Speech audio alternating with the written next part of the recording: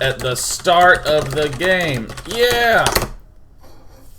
This is Day 9 Daily number 667, where we learn to be a better gamer, normally. But today, it's time to dick around. In today's episode of Funday Monday, we're going to watch players play in a 2 versus 2. Wait a minute, what's 2 versus 2? I'm a tryhard. No, you're not. You don't play. You just watch the pros do it. Let me tell you where you belong, in the team game format, where the real fun lies. This is the equivalent of dropping varsity as a freshman and going to the C team. That doesn't mean anything to any of my viewers. Let me re-explain. This is where the fun happens.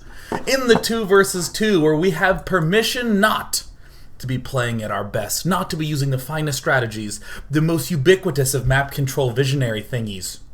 No, this is where we're both going to go double terran, lift off at the start of the game and land somewhere else and see how it goes. Now, if you've never played a 2 versus 2, here's the fundamental. You must keep your army joined together with your ally. Unless you're me and Tristan, we can 1v2 no problem, right, Tristan? Yep. Nice. Yes, that worked. I was so scared of silence. Behind the forest, he's burying his face in my hands. I'm not actually going to explain the forest. I'm just going to tangentially refer to it. And why is that? Well, it's because Kappa, Kappa, Kappa. It echoes here in the forest. What am I talking about? Yes, the fundamental strategy in a 2 versus 2. To keep your armies joined together. Therefore, the Zerg is one of the strongest races in 2v2, allegedly the strongest, because with fast units you can split the enemy's armies in half, and then you simply have to win a 2v1 twice. Easy peasy lemon squeezy. Oh, shit. Physics. Well, it was almost cool. Now, the fact that there are no Zergs on our heroes' teams are going to make for a particularly persnickety situation, which they must navigate appropriately. A double Terran team has the least mobility of all, because until you get Stim, your bio can't do much. Without Hellions, you probably can't do much. I don't know. It's hard. It's really, really hard. So why join together when you can split apart even more? Stupid Isaac Newton and his physics. Wish that douchebag didn't invent physics so we could just be sticking with Mario physics for eternity. Just to be clear, before Isaac Newton, all physics responded exactly as Mario did, where if you jumped off a cliff, you could think backwards and float back and land safely. But the problem was, if you jumped off a cliff and hit your head on a block and got just plummeted down to death, in which case you blamed God, the designer, for intelligent design, right? Am I right? He needs to iterate more. Let's hop into game number 1 and take a look at our introductory game, an introductory sequence that will present to you the mysteries of performing well under such a brutal constraint. Now, here's an interesting fact. I went live 20 minutes before the show to make sure I had the right overlay. Now, the reason this didn't happen is because I cooked a chicken pot pie. Now, you might be wondering why on earth it is that I got a chicken pot pie, and I'll tell you, it's because of the haircut test. Let me explain to you the haircut test. If after getting a haircut, my face doesn't look like a pear, then I'm fine to eat chicken pot pies. Do you understand? That's it. This is still a little bit egg-shaped. I mean, it's getting very pear-like here, but once it's a pear, I can't eat chicken pot pies anymore. Probably frozen vegetables. Something I can microwave. But now, upon getting back on track, I've removed all distractions from the chicken pot pies, and things are good. We got Mondraverse down here on the game in which we have both sound and music enabled.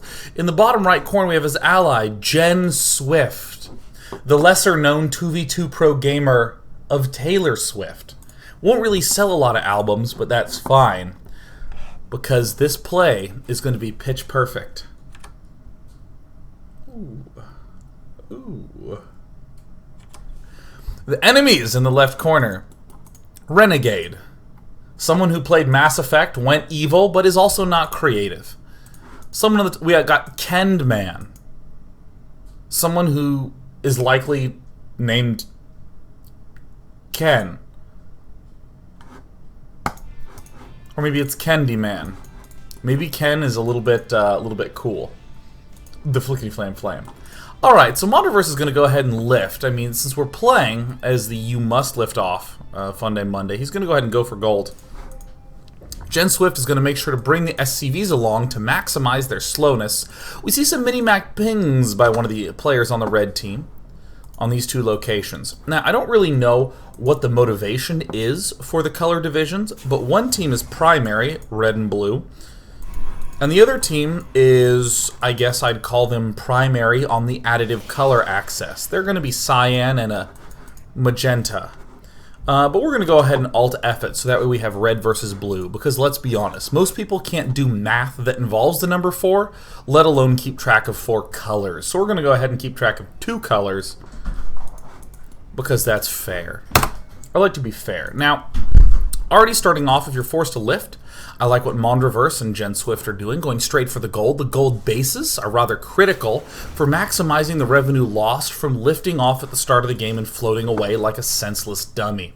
Now up here we have Canned Man rushing for gas, not using it, building a depot at the corner of the map, perhaps because it's used, but perhaps because he's going to be supply blocked eventually. We have Renegade going for double gas and to put no guys in gas in any time soon. Never mind, there's 2 in gas. Now, if you... Uh-oh. Be careful, Mondoverse. Mondoverse says, you could call me Lance Armstrong. I have a feeling a joke's gonna happen. Oh my god, this is scary. I paused at a dangerous moment. 248 in this game has a lot of fear in my heart. Of all the jokes that one can make about Lance Armstrong, there's like 3 that are okay. Let's see what happens. You could call me Lance Armstrong. Oh god, one time. Oh god, did I choose a bad replay? Did I times 8 it past? Oh, thank god, because I'm taking the gold, baby. Well, I mean, that's so. Perhaps Mondoverse is like any other 18-year-old, and he's literally never read the news. Because he's taking the gold, baby. Well, maybe the enemies in this will be much like the Racing Association and take his gold away, all of them. We don't know. The important thing is that there's some sort of inappropriate behavior going on from Mondoverse. So I guess Mondoverse has struck exactly neutral response from me. Now, the gold income from one base is just obscene. If we go to the income tab, we see that Mondoverse is out-exceeding his enemies in the gold income, despite having only 6. So, of course, why build 1 barracks when you can build 6 barracks? Ally Gen Swift. I'm going to go ahead and go barracks and figure out what to do a little bit later on.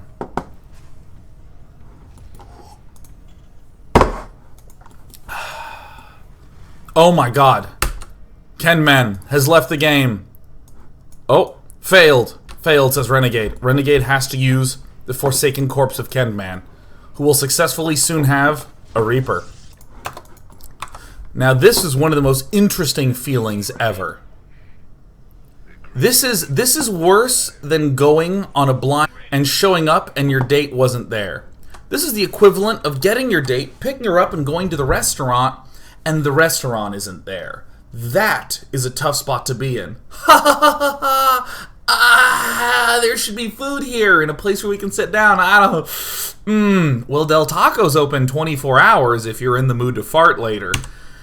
Depends on how you want to pitch the date. The important thing is that right now, Kenman is just going to double check. He's going to drive around the empty plot of land, whereupon once by there was a restaurant, and now he's going to collectively frown.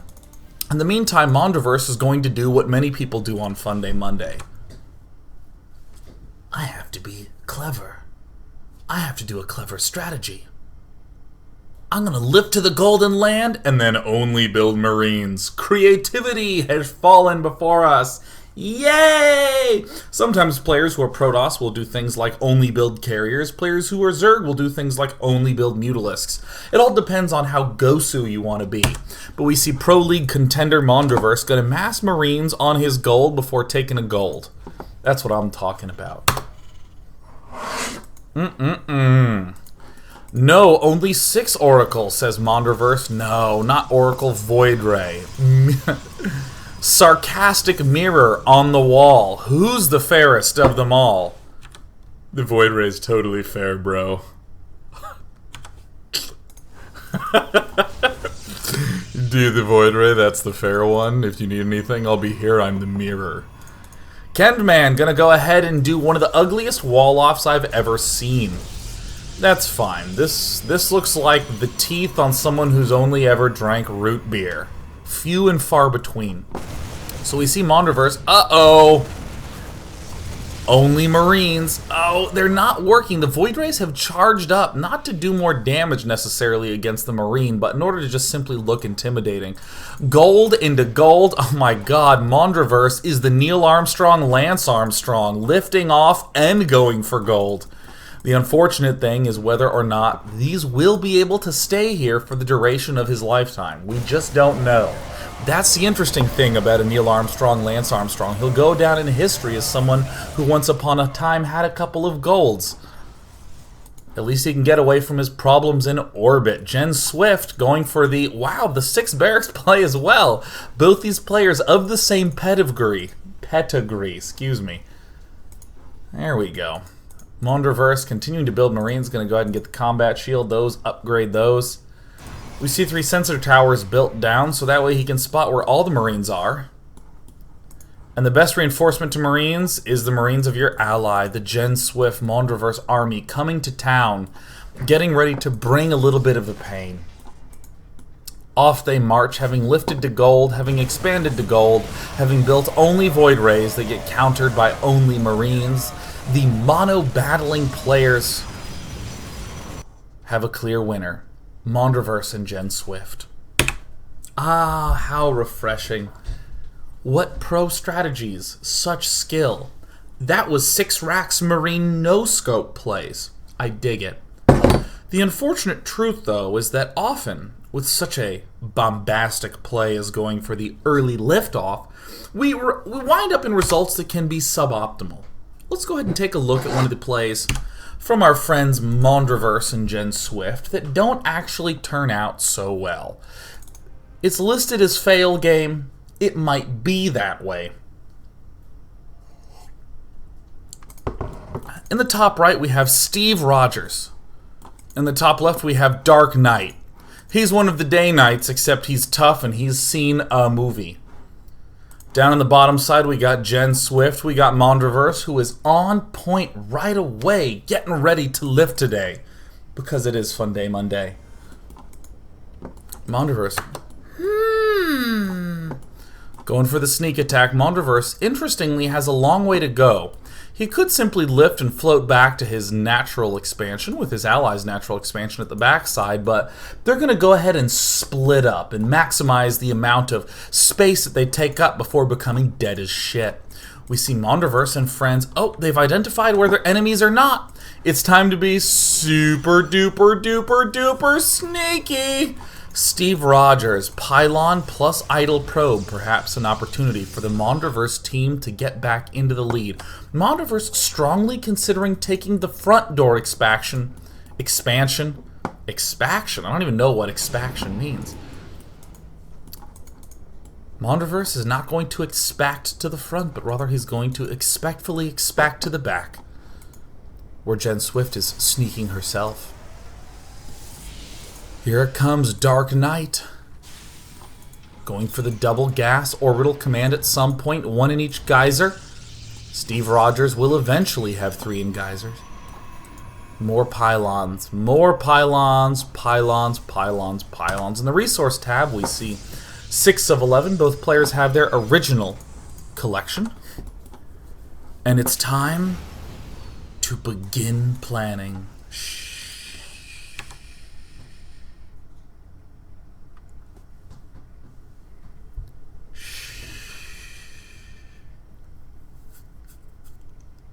I hear if you land a command center in a forest, no one can hear you.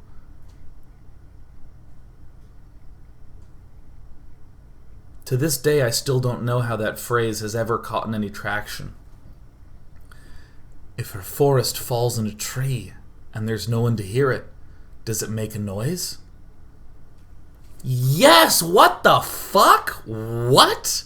How did that... That's not even philosophical at all. No, that's like if there's food that's left on the sidewalk, like an ice cream sandwich that melts.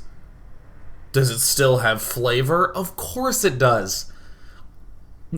Don't eat it off the sidewalk, that's gross, but it's tasty, and if you get it quick, it'll probably still taste fine. You have to wipe some gravel off the bottom. There you go. Done. But the important thing is, if a command center lands in a forest, will anyone hear it? Jen Swift and her ally Mondraverse, banking on that potentiality. Steve Rogers and Dark Knight must be very hard of hearing to have not heard a command center land, nor their eyes must be focused enough to see the mineral fields being harvested from. You gotta go big, says Mondraverse. I believe in that. Go big or go home. Or go to school. Go big or go to school. Go big or go into accounting, because everyone needs an accountant. Dark Knight. Scouting around. Uh-oh. Uh-oh, Dark Knight. What do you do with the city, Dark Knight? Well, Steve Rogers is doing a rather unusual skill play. He is going for 2 Stargate Void Ray without any knowledge. Oh my god. Oh my god. Oh my god. If a man sends a probe into a forest with a command center, does he still see it? Yes. He will see it with the probe, actually. And there it is. Mondraverse, shamefully and panicked. We see, an engineering bay going down. Mondraverse knows his only key to success is going to be, the double planetary fortress. Okay, here it comes. Oh my god. We got the Reapers coming in. Hurry, planetary, hurry. Please hurry, please, please. If there's any way that this planetary fortress could hurry up, I would really appreciate it. If we can just maybe even spend a little bit more money to have it go faster, I don't know. Time is money. I have money, but I don't have any time to just do Ring Around the Rosie Daisy. This is not a fun carnival ride. No Six Flags will have the Ferris wheel with guns being fired at you, although it could be a good way to save space. Mondraverse, oh god. Oh, they should have 6-raxed. They should have, well, maybe 4-raxed and a little bit more conservative. I don't know, maybe 6-raxed combined. Steve Rogers is joining in the fun right now. Mondraverse is doing the Ring Around the Rosie. He's doing anything he can. He's building a bunker. There it is. Okay, if we can shoot the things shooting at our workers. And we don't quite get him. Zealots down. And we're starting from, if you average them together, that's 7.5 workers. That's better than what they started with. I can do math. 15 plus 3 divided by 2, interestingly, is 7.5. Isn't that fascinating? The amazing ability for someone to do math by being confident. That's all it takes. Kappa, I'm in the forest. Look. Jen Swift is fine, is what I'm trying... that is a metagame play. Well, we got 3 Void Rays here, and we got... I guess this is an apprentice Stargate, seeing what the Master Stargate can really do.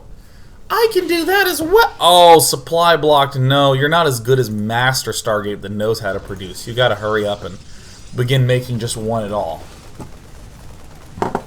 So in the meantime, Mondraverse. Let's see if he'll take out the Void Ray. Skilled. Mondraverse has a Marine. Marine.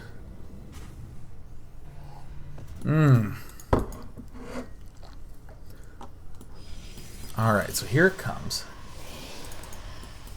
It's going to be Void Ray Zealot Marine, because there's a certain paradigm that you apply to a new game. Build the basic thing, build the thing that you think is imbalanced, and now you have what we call a composition. Learn buzzwords before strategies, because you want to sound smart before you are smart. That's the way of the internet. Mondraverse, struggling. A planetary fortress can't shoot up. Steve Rogers, the malevolent relative of Mr. Rogers, still wearing a silly little sweater where he burns the crap out of absolutely everything in his path. Mondraverse trying his absolute damnedest to get that missile turret done in time to stop the invading planetary fortress. Boy, is that embarrassing. The structure getting close to finished before it can possibly be done in time to get the planetary fortress. Right. I'm late for work. Better start building a car so I can drive there. Mondraverse.